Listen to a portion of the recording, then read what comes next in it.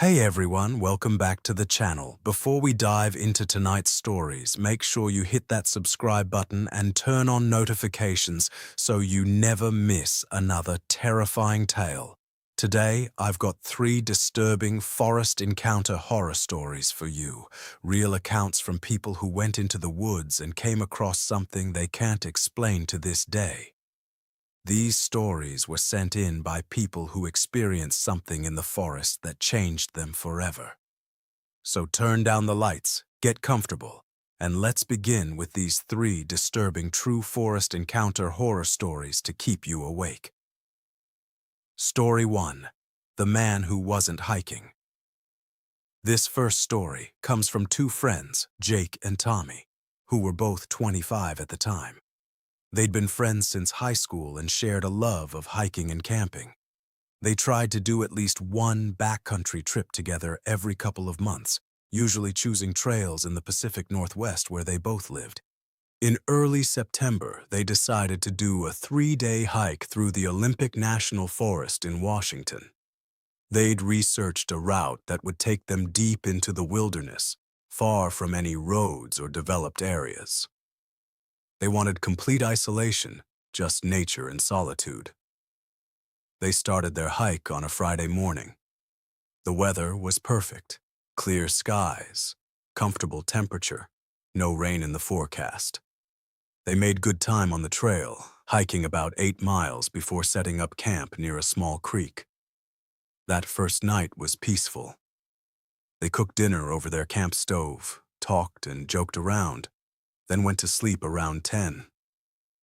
The next morning, they packed up and continued hiking deeper into the forest. Around noon on Saturday, they were on a narrow trail that wound through dense woods when Tommy stopped suddenly. "Jake, look!" About 50 yards ahead, standing in the middle of the trail, was a man. He was just standing there, perfectly still, facing away from them. He was wearing what looked like regular clothes, jeans, and a jacket, not hiking gear. "Hey!" Jake called out. "You okay?" The man didn't move, didn't turn around, just stood there, motionless. Jake and Tommy exchanged uneasy glances. They continued walking toward the man, calling out again. "Hello? Can you hear us?" When they got within about 20 yards, the man suddenly turned around, and both Jake and Tommy immediately felt that something was very wrong. The man's face was completely expressionless, no emotion at all.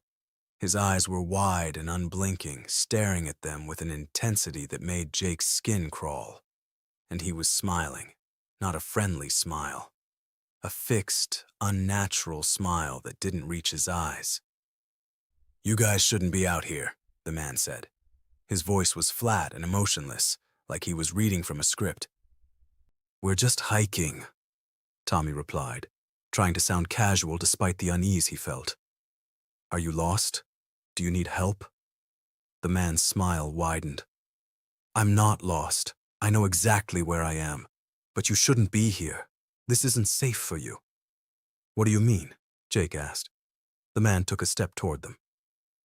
"There are things in these woods, things that watch, things that follow. They don't like visitors." Jake and Tommy stood there, not sure how to respond. This guy was clearly not right in the head. But out here, miles from help, they needed to be careful about how they handled this. "Okay, well, we appreciate the warning," Jake said. "We'll be careful. Are you heading back to the trailhead? We can walk with you if you want." "I'm not going anywhere," the man said. "I've been here for a long time. I'll be here for much longer." Tommy tried a different approach. "Do you have supplies? Water? Food? If you need help—" "I don't need anything from you," the man interrupted. His smile had disappeared now, replaced by a look that was somehow even more unsettling. "I'm just here to warn you. Turn around. Go back. Leave this forest before dark." "We're planning to camp out here for 2 more nights," Jake said. The man shook his head slowly. "No, you're not. You're going to turn around right now and leave. Because if you don't, they'll find you. And once they find you, you'll end up like me." "Like you?" What do you mean? The man didn't answer. He just stared at them for a long moment, then turned and walked off the trail, disappearing into the dense underbrush without making a sound. Jake and Tommy stood there, unsure what to do. That had been one of the strangest encounters either of them had ever had. The guy had been seriously disturbing, but was he actually dangerous? Or just mentally ill and harmless? "What do you think?" Tommy asked. "I think that guy was out of his mind," Jake said. "But I don't know if we should be worried or not." They decided to continue hiking, but both of them felt on edge now.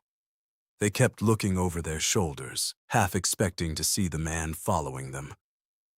As the afternoon wore on, they started noticing other strange things. They'd catch glimpses of movement in the trees, like someone was keeping pace with them just out of sight. They'd hear sounds of twigs snapping, leaves rustling that seemed too deliberate to be wind or animals. By late afternoon, both Jake and Tommy were seriously spooked. They hadn't seen the strange man again, but they couldn't shake the feeling they were being watched. "Maybe we should head back," Tommy suggested. Jake wanted to disagree, didn't want to let one weird encounter ruin their trip, but he felt it too, the oppressive sense that something was wrong in these woods. "Yeah, okay.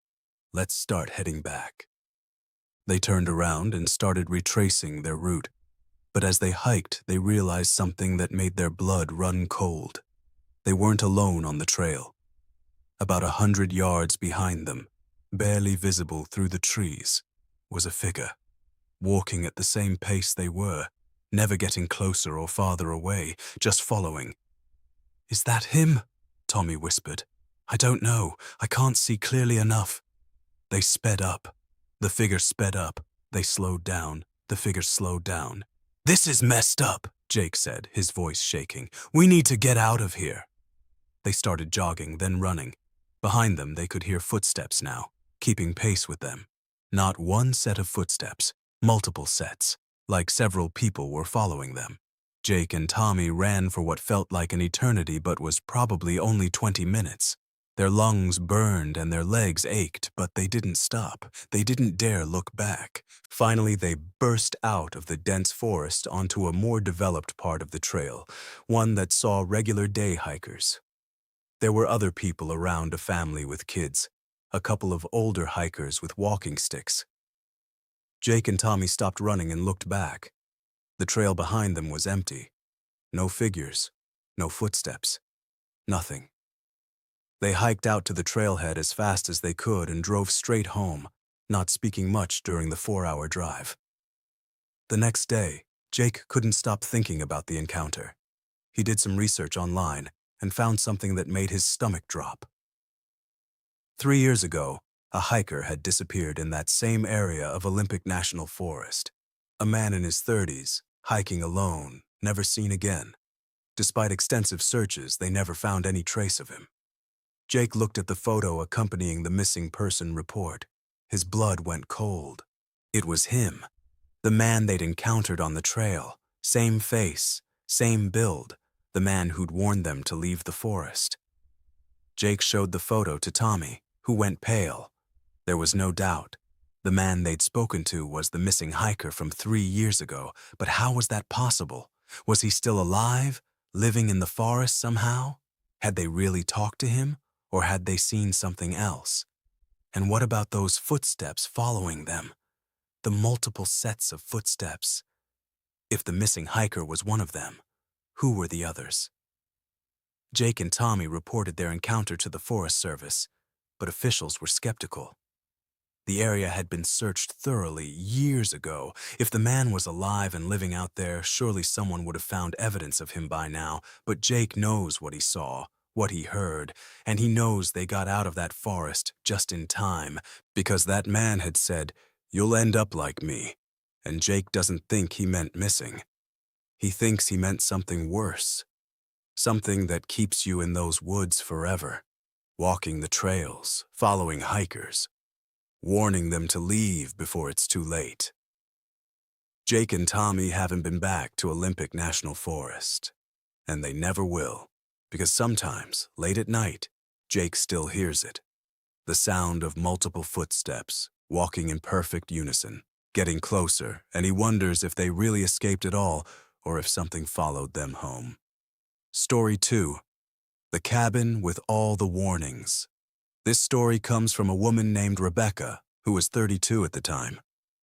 Rebecca was an experienced solo hiker who'd been doing backcountry trips by herself for years. She was careful, well-prepared, and confident in her ability to handle herself in the wilderness. In late October, Rebecca planned a solo overnight trip in the Appalachian Mountains in Virginia. She'd mapped out a route that would take her to a remote area where she could camp near a scenic overlook.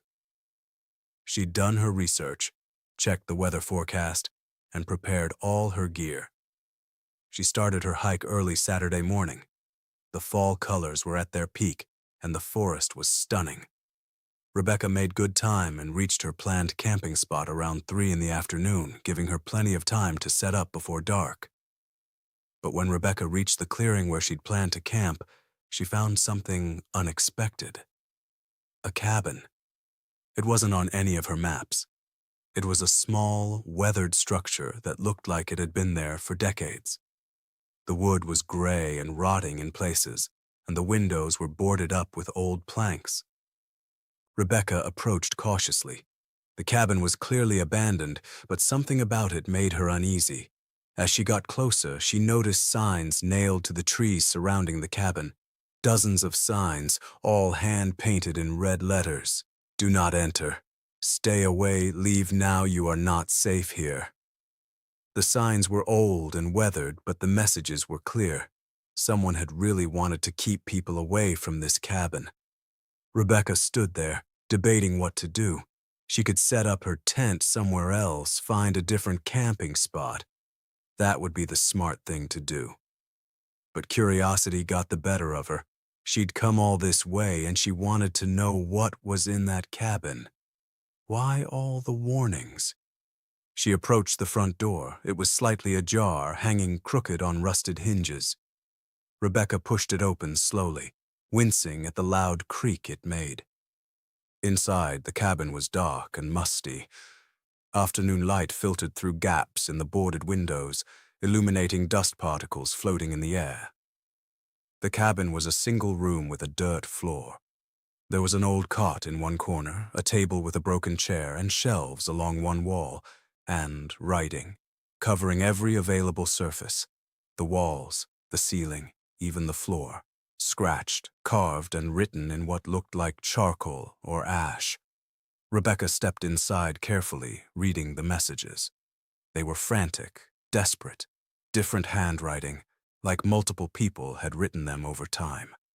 It comes at night. Don't let it see you hide when you hear the whistling. I can't leave. Help me. It took Sarah. It took Michael. It's coming back. Rebecca felt her skin crawl. What had happened here? Who had written these messages? She noticed a journal on the table, its pages yellowed and brittle. She opened it carefully and started reading. The entries were dated, spanning several years from the late 1990s. The journal belonged to someone named Thomas, who'd apparently lived in this cabin. The early entries were normal enough observations about the forest, notes about supplies he needed, but as the entries progressed, they became more disturbing. Thomas wrote about hearing sounds at night, whistling that seemed to come from all directions at once, movement outside the cabin, circling it for hours, and occasionally scratching on the walls and door like something with claws was trying to get in. He wrote about other hikers who'd stopped at the cabin, people who'd stayed the night and then disappeared. He'd found their gear, their tents, but no sign of the people themselves. The final entry was dated November 2nd, 1999. It said, "It's outside right now. I can hear it whistling. I've boarded up the windows and put up the signs to warn others. If you're reading this, leave now. Don't stay here when it gets dark. It takes people. I don't know where, but they never come back. I'm going to try to run for it at first light. If I don't make it, tell my family I—" The entry ended there, mid-sentence. like Thomas had been interrupted. Rebecca closed the journal, her hands shaking. This was insane.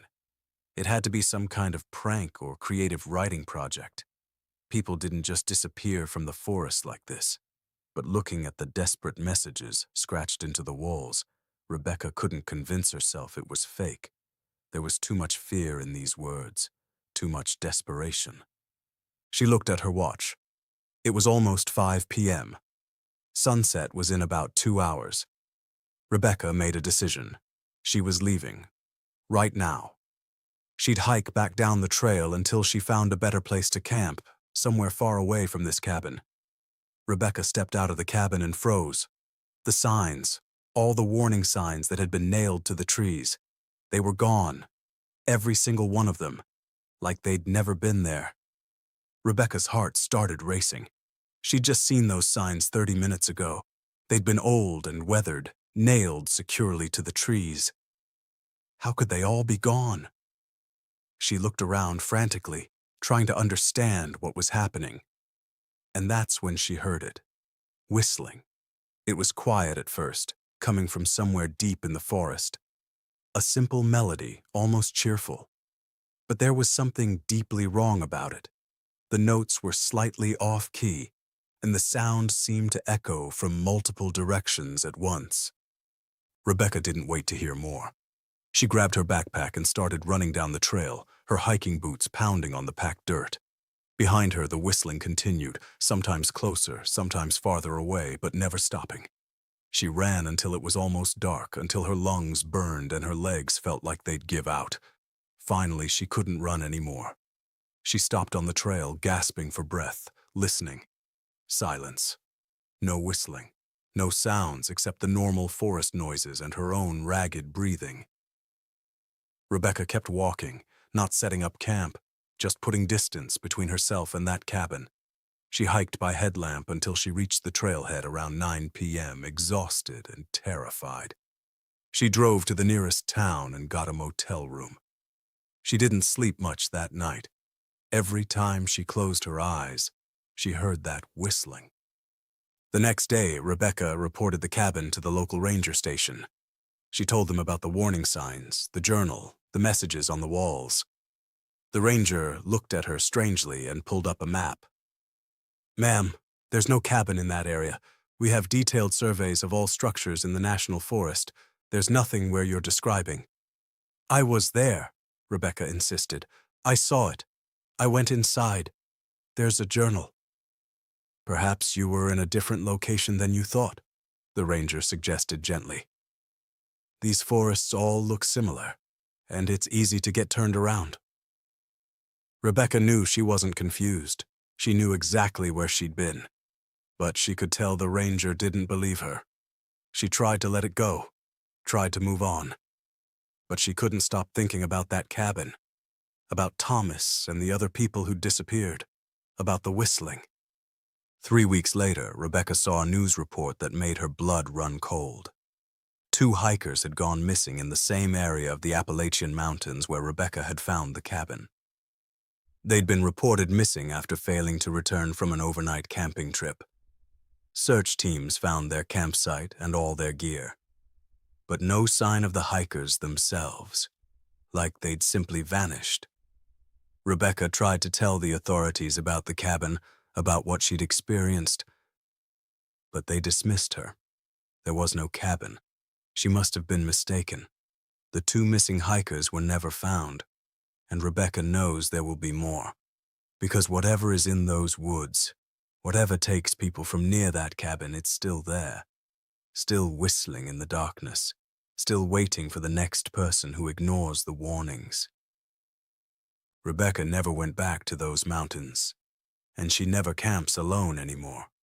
Because sometimes late at night when the wind blows through the trees near her house, she swears she can hear it.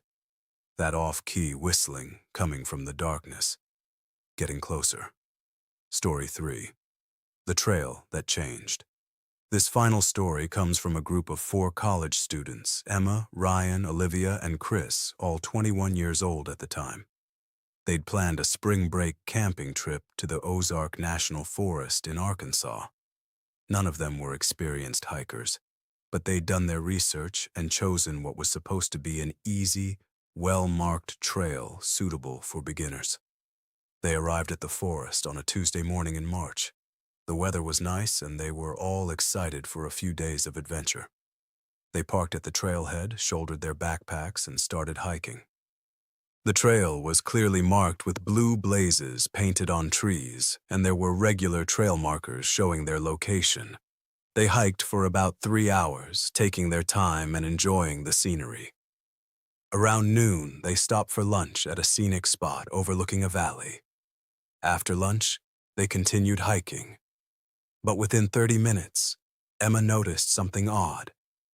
"Hey, does anyone else think the trail looks different?"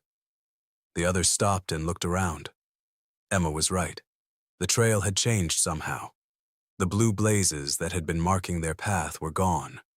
The trail itself seemed narrower, more overgrown. "Maybe we took a wrong turn," Ryan suggested. But they'd been following the trail the whole time. They hadn't seen any intersections or turnoffs. Chris pulled out his GPS device. "According to this, we're still on the right trail. We're right where we should be." They continued hiking, but the feeling that something was wrong only grew stronger. The forest around them looked different too. The trees seemed older, more gnarled. The undergrowth was thicker, and it was quieter than it should be. No bird songs, no rustling of small animals. After another hour of hiking, Olivia stopped. "This isn't right. Look." She pointed to a tree beside the trail. Carved into the bark was a symbol, a circle with a triangle inside it and strange marks around the edge. None of them recognized it. "That's weird," Emma said. "Was that there before?" They kept walking, and they started seeing more of the symbols. Carved into trees, scratched into rocks, even formed with sticks arranged on the ground. Always the same symbol. Always near the trail. "I think we should turn around," Olivia said. Her voice was shaking. "This doesn't feel right." The others agreed. They turned around and started retracing their steps. But after walking for 20 minutes, they realized something impossible. They'd arrived back at the same spot where they'd first noticed the symbol. They'd walked in a complete circle. "How is that possible?" Chris asked, looking at his GPS. "The GPS shows we walked in a straight line." They tried again, walking in the opposite direction. But 30 minutes later, they were back at the same spot, the same tree with the same carved symbol. By now, the sun was getting lower in the sky. It would be dark in a few hours. Emma suggested they just camp where they were and figure things out in the morning. But Ryan pointed out something that made them all nervous. "Look at the symbols. There are more of them now." He was right. More symbols had appeared on the trees around them, or maybe they'd been there all along and they hadn't noticed.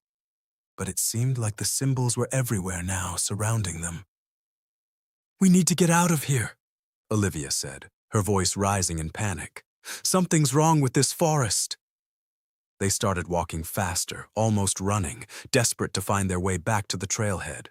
But no matter which direction they went, they kept ending up at the same spot, like the forest was trapping them in a loop. As the sun set, they had no choice but to set up camp. They pitched their tents in a tight circle and built a fire, huddling close together. None of them wanted to admit how scared they were, but everyone felt it.